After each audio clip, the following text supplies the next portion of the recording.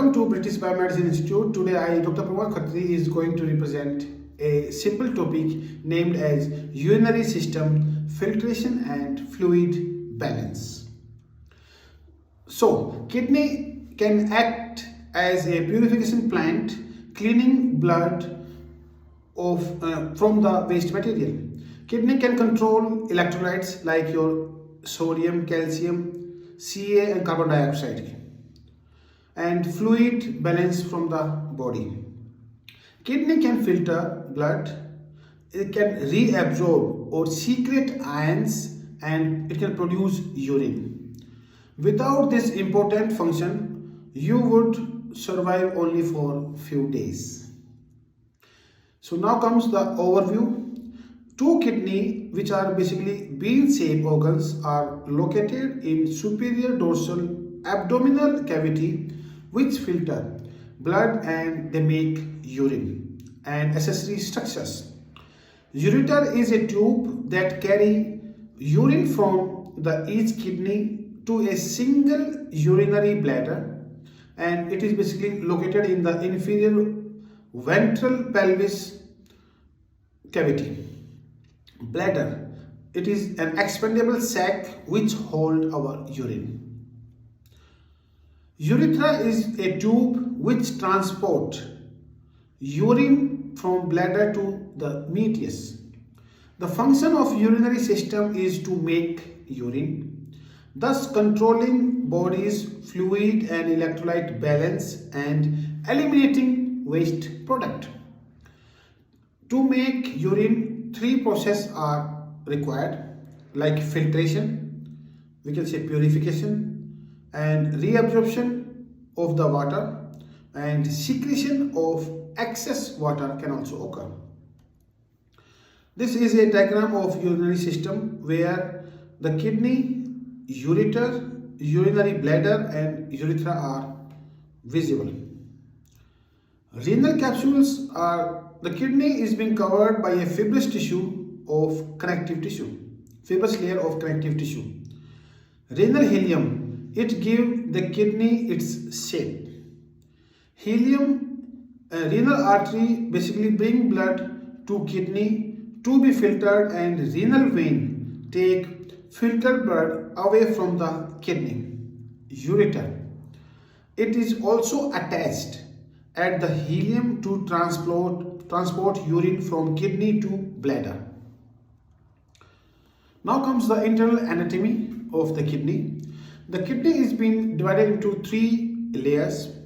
First one is renal cortex, renal medulla and renal pelvis. Renal cortex is the outermost layer. It is basically grainy in appearance and has little obvious structure to naked eye where blood filtration will occur. Renal medulla is the middle layer and it helps in transport of urine to the renal pelvis via pyramids. Renal pelvis is the innermost layer and it collects urine. Renal cortex, it is the outermost layer and grainy in appearance. It has a little obvious structure where blood filtration can occur. Renal medulla is the middle layer. It transports urine to renal pelvis via 7 to 18 pyramids, or we can say collecting tubes. The pyramid composed of collecting tubules for urine that is formed in the kidney. Renal pelvis, it is basically the innermost layer and it collect then empty urine into proximal ureter on the way to the bladder. The vasculature of the kidney are, a healthy blood supply to kidney is essential. Basically there are two systems, arterial system and venous systems. The arterial system consists of renal, segmental, lobular, articulate, intralobular, afferent arterioles, glomerulus and afferent arterioles, whereas venous system consists of again same renal, lobular, intralobular, arcuate, intralobular, peritubular capillaries. This is a diagram of a nephron where your afferent arterioles, glomerulus, efferent arterioles and rest of renal tubules, peritubules and interlobal veins are clearly visible. Nephron, it is the functional unit of kidney and it consists of millions of microscopic funnels and tubules. And basically they are divided into two parts. First one is renal capsules which act as a filter, and second one is renal tubules where reabsorption or secretion can take place. Blood can enter renal capsules via glomerules. Glomerules are basically the ball of capillaries. The surrounding glomerules is double layer membrane called Bowmans Capsule which can help in filtering. Blood flow into glomerulus and everything but blood cells and few large molecules, mainly protein, they pushes from the capillaries across filter and into glomerulus, or we can say Bowman capsule, and fluid can now filter proteinuria, like protein, it can filter, or hematuria, where blood in urea indicate renal problems. So this is a diagram of a renal tubules where your proximal tubules, loop of Henle and distal loops are clearly visible. This is a path of urine production and various processes continue to make the urine. So now comes how urine is formed. Basically three processes occur in nephron. First one is glomerular filtration, where your fluid and molecules they pass from glomerular capillaries into glomerulus like your Bowman capsule and filter flow in the renal tube. Tubular reabsorption, it is a substance which has been reabsorbed, passes from renal tubules into peritubular capillaries and return to blood stream. And next is tubular secretion. Substances that are secreted pass through peritubular capillaries into renal tubules and eventually leave body as urine and it no longer filter. So this is the summary of how urine is being formed. Now comes the differentiation between reabsorption versus secretion, and the individual tubule functions are, there are various tubules like your proximal tubules, descending loop, ascending loop and distal tubules and collecting tubules. They help in reabsorption or secretion. Now comes the pathology, kidney stones or renal calculi. Etiology are, they helps in elimination or absorption of calcium, phosphorus, uric acid, crystals and nephritis. And sign and symptoms can be hematuria, flank, pelvic pain, urgency, fever, mild to extreme pain. And diagnosis can be, we can have a history examination, ultrasound with or CT or QUB test or IVP test. Now comes the medicines for kidney stone. Depending on the size and location of the stone, pain and nausea medications, fluid, they can be given. Extracorporeal lithoscopy can be carried out where shock wave will be given to break down the small stones. Urethroscopy, it is basically a fiber optic endoscope threaded up urethra through the bladder and into ureter. It is having an attached instrument which shelter stone and capture pieces. And percutaneous nephro or Urethrolithotomy is basically a surgical removal of the stones. So these are the techniques which are being carried out for extracorporeal lithoscopy. So the common disorders of urinary system are basically your UTI, urinary tract infection, and the etiology are fecal bacteria in urinary tract. Signs and symptoms are frequent dysuria, hematuria, turbid urine, and urine with unusual odor, fever, hypogastric or LBP. Diagnosis can be made with the help of patient history, ultrasound, and the medicines which we can prescribe here can be antibiotics, and we can increase body fluid. Prognosis are excellent, and mostly the patients like your women's, elderly, or hospitalized without catheter, men with BPS, they are more prone to these urinary types of disorders. Now comes the common disorders like your PKD, polycystic kidney disease. It is basically a genetic inheritance, and the signs and symptoms are enlarged cystic kidney, hypertension, urinary tract infection, dilute urine, liver cyst, pain, hematuria, and aneurysm. Diagnosis can be with the help of CT scan, MRI, or genetic test. Medicines can be used, or we can also undergo for renal transplant. Prognosis: no cure without transplant. Now is ischemic nephropathy. The etiology here is decreased blood flow to kidney, and the signs and symptoms are kidney failure, anemia, hypertension or hypotension, oliguria, increased serum creatinine and urea. Diagnosis can be made with ultrasound, burn or creatinine. And reactions.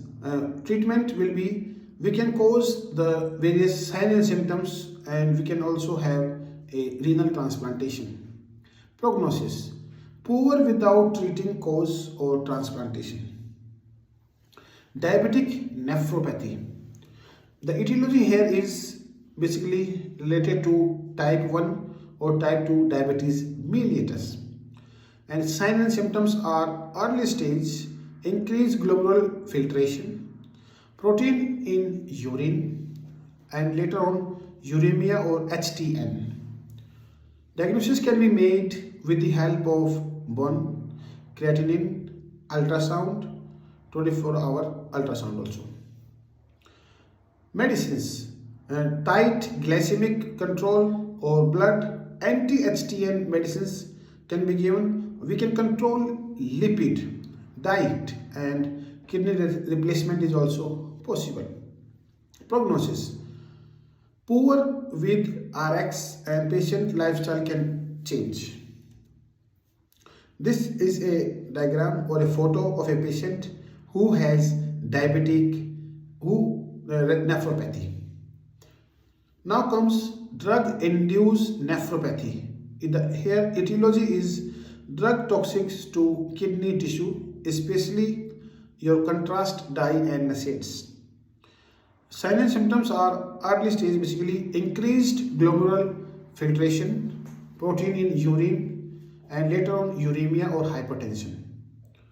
Diagnosis can be made with the help of burn or creatinine or ultrasound within 24 hours. Medicines: we can stop drugs, non-contrast dye for patient with known risk factor, keep patient well hydrated before contrast dye use, and the prognosis here is poor without treating cause and transplantation. Now comes glomerulonephritis. Here the etiology is inflammation and scary of glomerulus, and signs and symptoms are early stage. There will be increased glomerular filtration, protein in the urine, and later on it can develop uremia or hypertension again. Diagnosis can be with the help of burn, creatinine or ultrasound. Medicines: we can treat the cause which are underlying or the disease, and the prognosis here will be poor if it could not be found or transplantation. Uremia. Here the etiology is build up of organic waste product in blood due to renal insufficiency. Signs and symptoms are elevated burn and creatinine, fatigue, nephropathy, neuropathy, seizures, lack of appetite, decreased itching, inflammation and clotting problems. The diagnosis can be made with the help of burn, creatinine and ultrasound. Medicines can be taken by the patients, or patient can undergo dialysis or renal transplantation, and the prognosis here can be poor without analysis or transplantation. Diabetes insipidus. The etiology here is ADH deficiency. First one will be brain or neurogenic, which can affect your kidneys.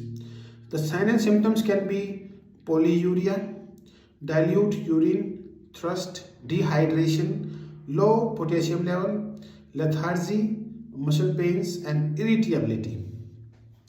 Diagnosis will be ultrasound, burn, creatinine, CT head and abdomen. Here reaction will be medicines which we can given to a patient are thiazides or amyloid or loop diuretics, or surgery is possible, and prognosis can vary from person to person. Renal failure. Etiology here can be acute or chronic decrease in glomerular filtration rate. The signs and symptoms are decreased urine output, uremia, edema, loss of appetite, fatigue, hiccup, nausea and mental pressure, mental stress, confusion, clotting disorders, seizure and coma. Diagnosis can be made with the help of ultrasound, burn or creatinine level, CT scan or IVP, and the medicines, various BP medicines are available. Glucose and protein control can be done. Treatment of underlying conditions, we can prevent CVD or peritoneal or hemodialysis transplantation is also possible. But here the prognosis is good with transplantation. Now comes overactive bladder, or we can say inconsistency. Here the etiology is unknown. It is possible due to a change in the lifestyle. Silent symptoms are urgency, inability to control urine flow, and diagnosis can be made with the help of patient history, ultrasound and bladder studies. Medicines, we can train the patient for their bladder training, how to hold, and various sympathetic drugs are available, and the prognosis here is good. Bladder cancer. The etiology is basically a malignant tumor can come from your use of tobacco or radiations, and the signs and symptoms are hematuria, urinary tract infection and dysuria. Diagnosis can be made with the help of cytology, ultrasound, cystoscopy and CT scan. Medicines, there are basically chemotherapy, radiotherapy and transurethral resection BT is possible. Prognosis can be very good if diagnosis is early and poor if a patient has reached in third or fourth stage. So this is an example of bladder cancer where we can use your chemotherapy or radiotherapy to cure a patient from cancer. Now comes the staging, basically T and M. T stands for size, whether it has invaded nearby tissue, or we can say nearby. T means tissue. M is describe regional lymph node which are involved. N for node and M for metastasis. So tissue, T means tissue, N for node, M for metastasis. So if it is 0, it means there is no cancer. If it is 1, it is in situ, or in a place or in a layer of a cell in which they develop. If it is stage 2, or we can say localized, cancer is limited to organs in which they develop. If it is 3, or we can say regional, cancer spread to nearby lymph node or organs. And 4, which is distinct, cancer develop to distinct lymph node or organs. So now comes hemolytic uremic syndrome. The etiology here is bacterial infections with certain strain of E. coli, toxin damage to the kidney. Signs and symptoms are fever, abdominal pain, pallor, fatigue, bruising, decreased urination and swelling. The diagnosis can be made with the help of blood test and patient history, and various medicines are available, and blood transfusion or kidney dialysis is also possible. So this was all about the presentation. I hope you have gained a lot of clinical information through this presentation. Please like, share, subscribe our YouTube channel named as British Biomedicine Institute. Good luck, goodbye.